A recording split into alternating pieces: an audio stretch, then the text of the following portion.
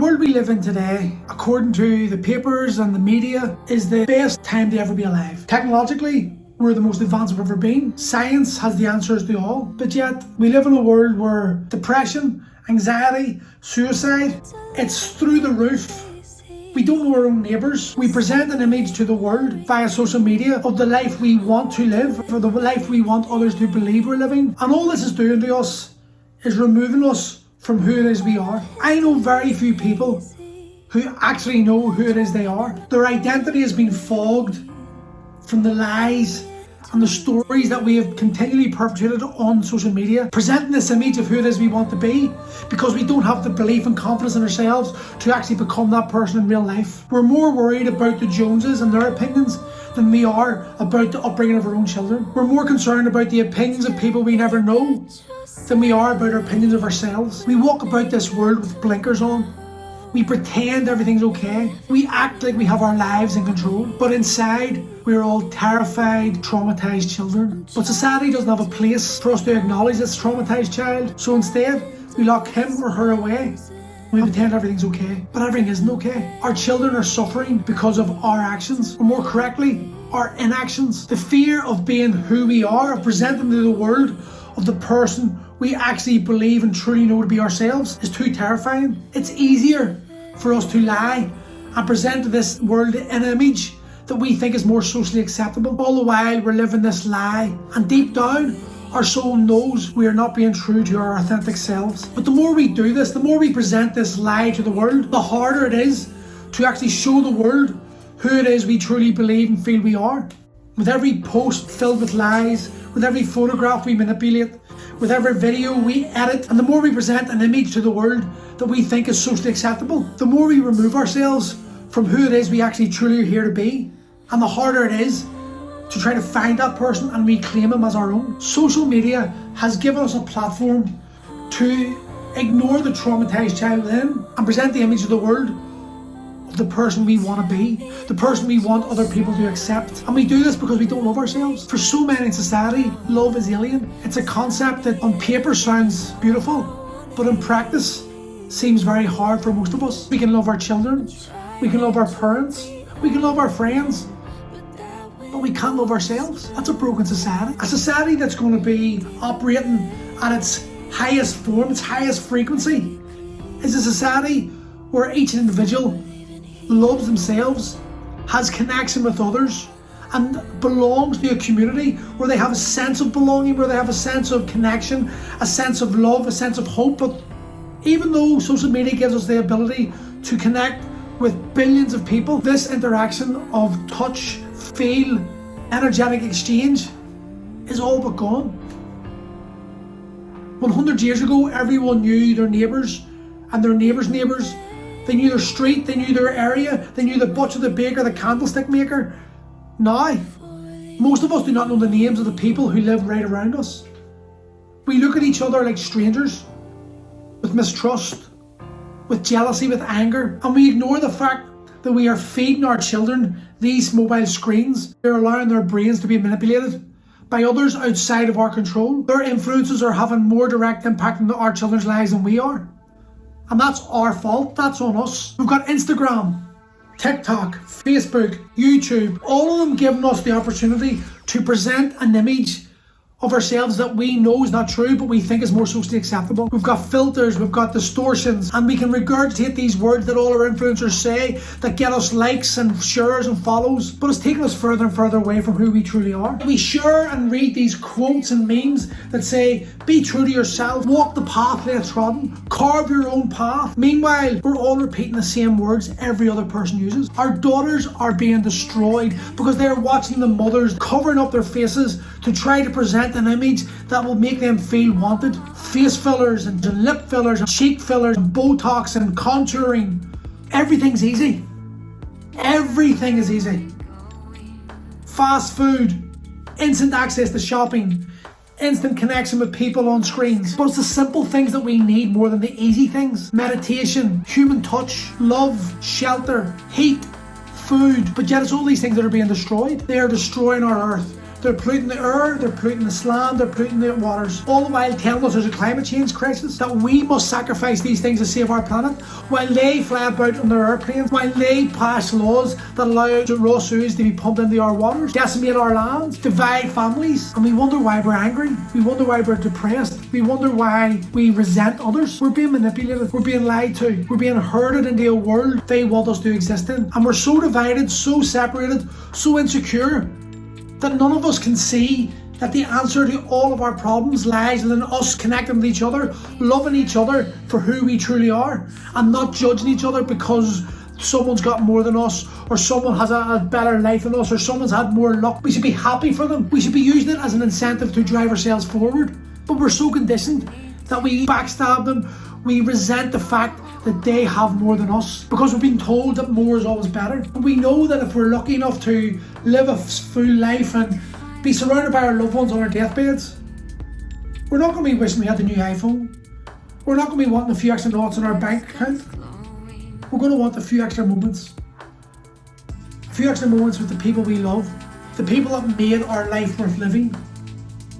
And it's in those moments that we will recognise and realise that we weren't true to ourselves, that we allowed the bullshit of this society to manipulate our actions and steer us away from discovering our true potential. We live in a world where young men have grown up without a father figure, a positive male role model, someone who can help them transition from boy to man. And this has been done purposely. We're asking women to be the fathers, and women are not capable of that because women do not know what it's like to be a man. Just as fathers could not raise daughters the way a mother could. Instead, that's being left to their peers. And we see the impact that's having. The obsession with porn. Our daughters wanting to destroy their faces so they get recognition and acceptance from others. It's because the nuclear family has been separated. Mother Earth and Father Sun. Father Sun's light penetrates Mother Earth and fertilises the seeds, and Mother Earth creates life. Earth is chaotic. Sun is constant. The father's structure, the mother's chaos. And when the divine masculine comes into the divine feminine's life, it brings structure and allows the divine feminine to be the creative force she needs to be. The creative force to create life. Happiness is simple. It is us and our desires that make it complex. When we remove ourselves from this 3D world and we start acknowledging what it is to be a man and woman, what it is we need to soothe our souls, then we can free ourselves from this matrix. We're so desperate to give our kids what they want that we're forgetting it's our job to give them what they need. What they need is structure. What they need is love. What they need is guidance. What they need is to know that they're supported, that they can make mistakes and that it's okay, that they can learn from these.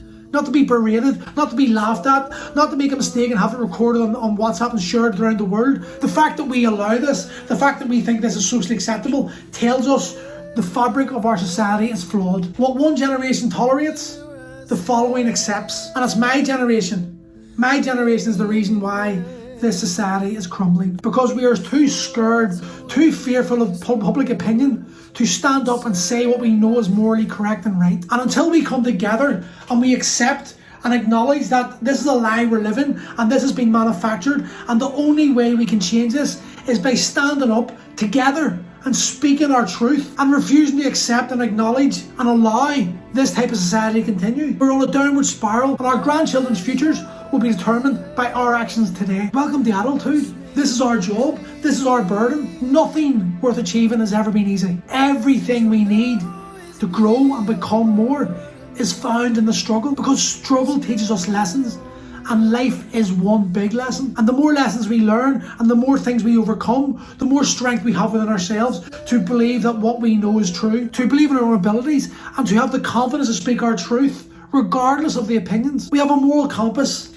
but it's being pulled slightly left or right. Our true north is being distorted. And until we acknowledge this and realise that our compass is broken and that we must do something to fix it, we're on a path that's going to lead us to a place we don't want to be. We have a body, a soul and a mind. Our soul is our compass. Our mind is a captain. And our body is a vessel, a ship. And life is the sea. And just like the sea or the oceans, sometimes the ocean will be calm and other times it'll be rough.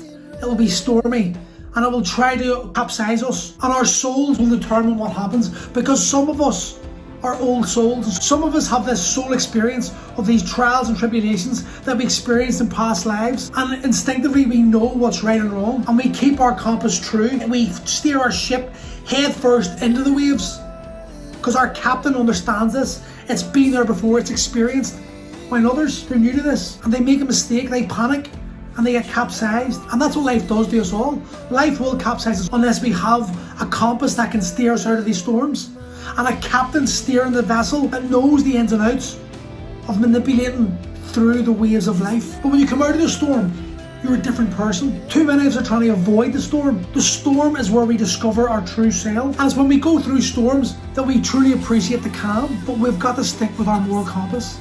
We've got to be true to who we are. We've got to stand by our word, regardless of who challenges us. And we do this through going inside. We acknowledge our own feelings, our own flaws. We accept that we are just as guilty as things as the people we hate. The people that we despise, the people that we resent, the people we criticize and put down, they are merely holding a mirror up and showing us the reflection of the things we don't like about ourselves. We're addicted to fear, and when we hold ourselves in this fearful state, we deny ourselves the ability to love. And love is the conquering emotion. Where there is love, there can be no fear. When we all live in this field of love, fear has no home, and there is good upon this earth. We're just not shown it. We're not exposed to it. We're constantly fed this narrative of fear, anger, mistrust, and it stirs that inner child, that traumatized inner child within each and every one of us. It stirs its emotions, and it takes over our actions. And when the anger comes out because we haven't dealt with the rage, we're left with regret. Regret for words, regret for actions that once spoken and once done can't be undone, but it can be learned from. We can learn from our mistakes, and we need to stop looking at things as a problem. There's no problems in this earth.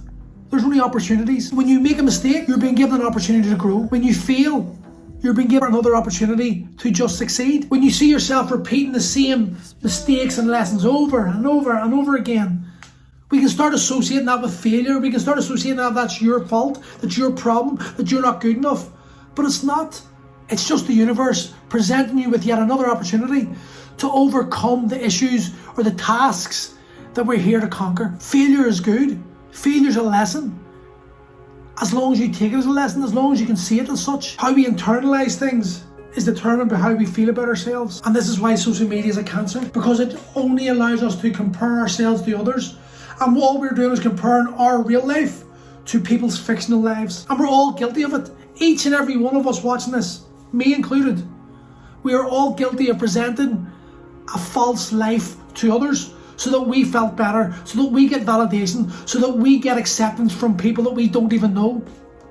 And we do this because we haven't got the confidence or belief in ourselves to go inside and heal the traumas and the wounds that are keeping us in a lower vibration. Once we can accept that it's within our power to change this, we are all conquering, all powerful beings. The world literally is our oyster. So how do we do this? We do this by acknowledging that for all the ease and technological advancements we have, this world isn't working out.